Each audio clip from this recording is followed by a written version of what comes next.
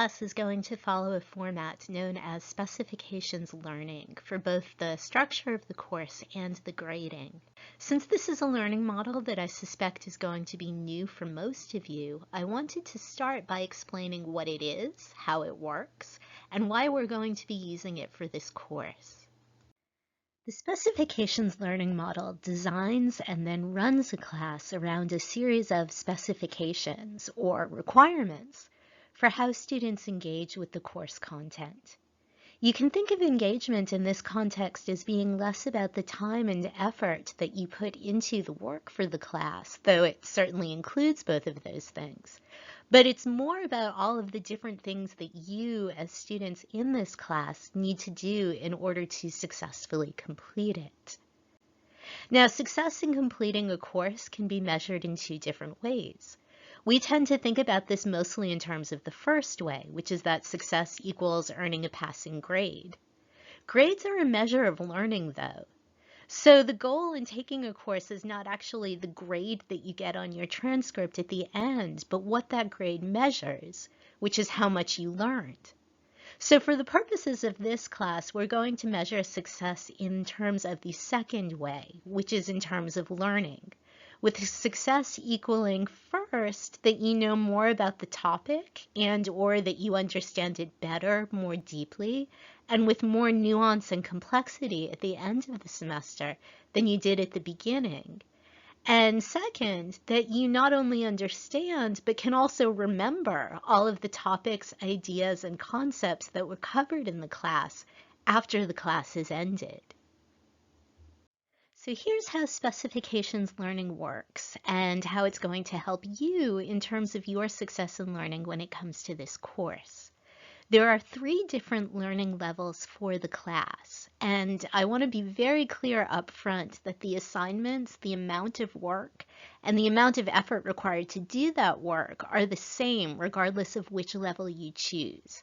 So there isn't one learning level that is easier or that requires less work than any of the others.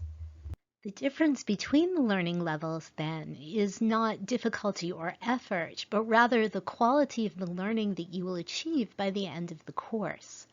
The basic learning level will provide you with a basic understanding of the course content, and the course content is the topics and the concepts covered in the course. The intermediate learning level will provide you with a more in-depth understanding of the course content, and the advanced learning level will provide you with a deep, nuanced, and complex understanding of the course content. For whatever it's worth in terms of helping you decide which level you want to work towards achieving, I will say that in general, the deeper your understanding of the topic, the more interesting it is, and the more enjoyable the learning experience tends to be. Each of the learning levels also provides different opportunities in terms of the final course grade that you can earn upon completion of the course. Students who meet all of the requirements for the basic learning level will earn a course grade of C. Students who meet all of the requirements for the intermediate learning level will earn a course grade of B, and students who meet all of the requirements for the advanced learning level will earn an A for their course grade. So here's how this works. You pick the learning level you want to work towards. This is something you need to decide now. It's not a case of waiting until the end of the course and then seeing which learning level requirements you came closest to meeting, and that's the one you pick. Instead, it's about setting a goal in terms of what you want to get out of this class and then working to meet that goal. The requirements are laid out in the learning contract so that you know what they are up front. Whether or not you meet those requirements is not a matter of luck, and it doesn't just magically happen. It's entirely in your control. So if you want to think about this in terms of the image on the screen, meeting the requirements for your chosen learning level is your goal in taking this course, and the learning contract is the plan you follow to successfully meet that goal. You have to decide now at the start of the class which learning level you're working towards achieving, so you know which of the plans laid out in the learning contract you need to follow in order to do that. Once you decide which learning level you are going to work towards achieving, you do everything the contract tells you that you need to do in order to meet the requirements for that learning level and to earn the grade that you chose to work towards. And you use the contract throughout the semester to help keep you on track. if at the end of the course you have met all of the requirements for your chosen learning level, then you earn the associated course grade. So for example, if you chose the intermediate learning level and you meet all of the requirements, you earn a B for your final course grade. If you don't meet one or two of the requirements, you earn the next lowest letter grade. So again, if you chose the intermediate learning level and you fall short on either one or two of the requirements, you will earn a C for your final course grade. If you don't meet 3 or more requirements, you earn a D for your course grade. And that's the same no matter which learning level you are working towards. The reason is that if you are failing to meet 3 or more requirements, you are only doing the minimal amount of work and the minimal amount of participation necessary to pass the class. And so you earn the grade that is the equivalent of a low pass. If you don't turn in any work, then obviously you earn a failing grade in the course.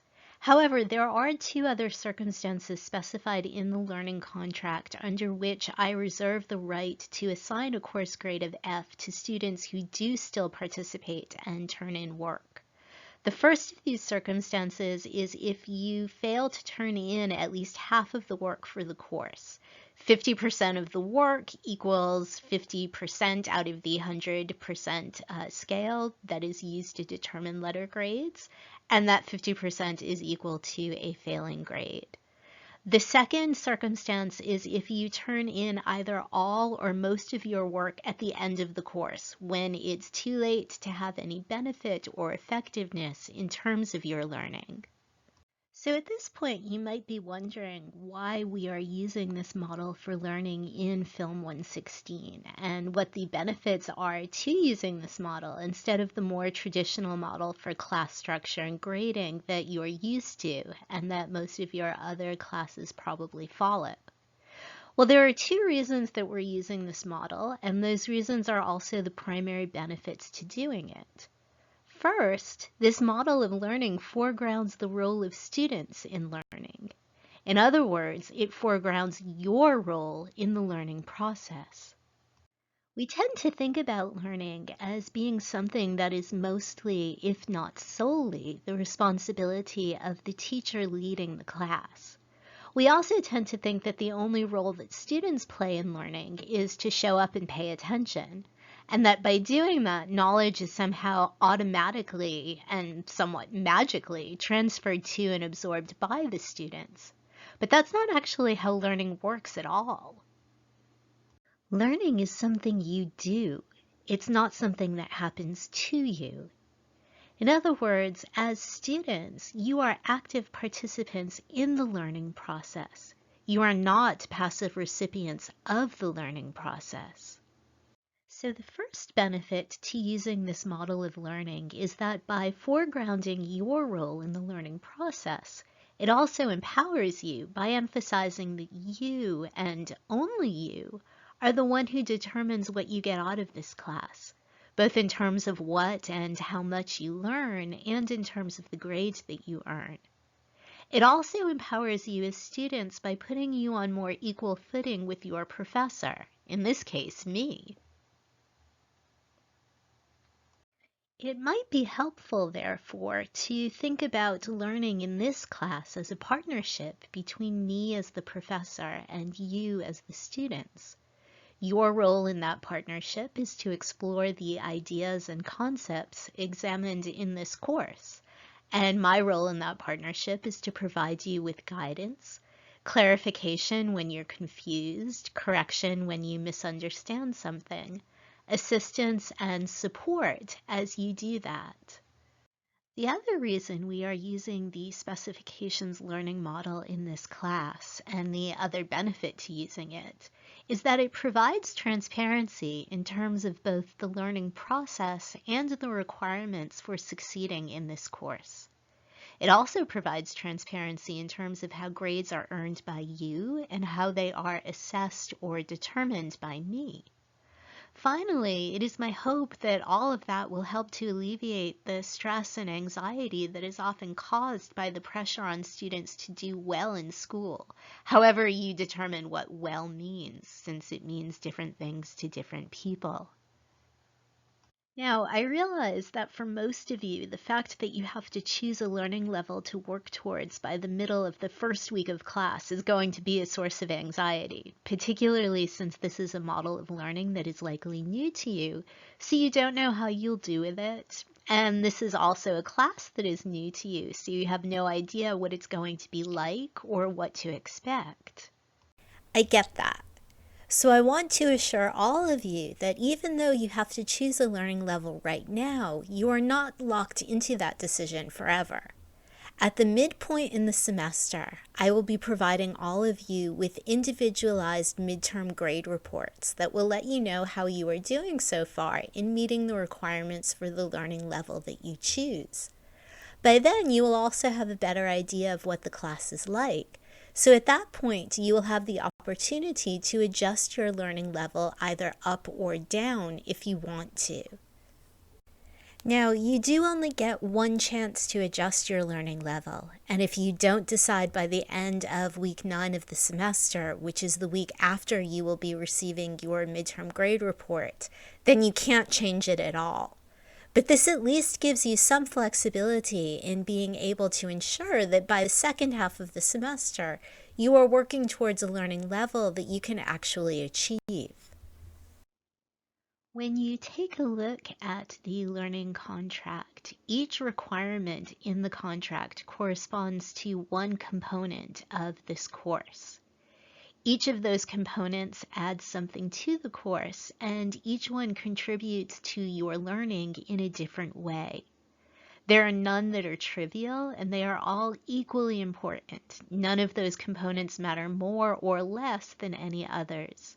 I really want to emphasize that last point because the order that the requirements are listed in the contract is the order in which we will be doing each of those components in class. It would be a mistake when looking at the contract to assume that the things that are listed first are somehow more important or count for more than the things that are listed later on, because that's not actually true. The things that are listed first are just the things that we're going to be doing first. Each component also builds on the previous one, so they all work together in terms of learning. This is also true of the class as a whole. The things that we do in the second week of the course are going to build on the things that we'll be doing during the first week of the course. And the things that we do in the third week will build on the things that we did during the first and the second week, and so on and so forth. So when we get to the end of the first week, you can't just forget what we covered and move on, because we will be using what we cover each week throughout the rest of the course. So now that you have a little bit more information about what contract learning is and how it works, it's time for you to take a look at the Film 116 learning contract and to read through all of the requirements for the 3 learning levels. For each course component mentioned in the contract, there is also a short video posted on Blackboard that provides a little more detail, as well as a brief explanation of how to do each assignment and also what you need to do to ensure that you earn a satisfactory mark. And this is the longest video, I promise. The others are much shorter.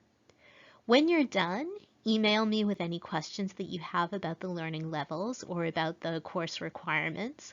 Please don't hesitate to do this. I'd be surprised if you don't have questions, and you're not bothering me if you ask them. Answering your questions is part of my job. Then, once you've chosen your learning level, use the link on Blackboard that is posted after the course requirement videos to let me know which learning level you are going to work towards and to agree to the conditions of the Film 116 learning contract.